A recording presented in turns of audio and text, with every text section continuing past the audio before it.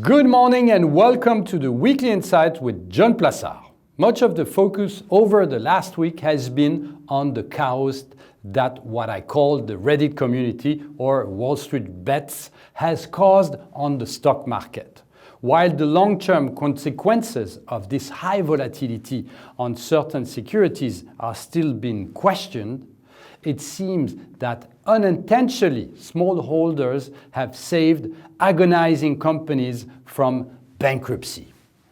If we talk a lot about GameStop, AMC and American Airlines, two companies that are in a catastrophic situation because of the pandemic of coronavirus, are today, thanks to the Reddit community, richer in liquidity after the sharp rise in their share price.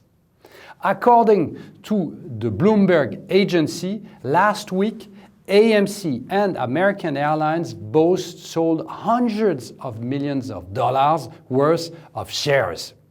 Besides the companies themselves, there is perhaps no bigger winner from this boost than their creditors. Just a few weeks ago, many feared significant losses due to the collapse of the stock prices. Today, the companies are suddenly able to raise new cash to weather the storm and could even use that money to start paying off their debts. American Airlines even said it was going to sell up to $1.1 billion worth of shares, and AMC a few weeks earlier said it has raised $300 billion. Investor Silver Lake converted $600 billion of AMC bonds into shares and sold them for $100 billion.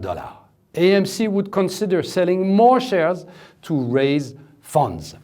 After rising last week, American Airlines 5% unsecured bonds, which mature in June 2022, then yield up to less than 1,000 basis points more than Treasury bonds of the same maturity for the first time since March 2020. It is likely that other companies will take similar action and that in the future it will be the Reddit community that will be called to the bedside of companies on the verge of bankruptcy. What could be better than that? Thank you very much. Have a great week, stay safe, read my morning, and keep on winning.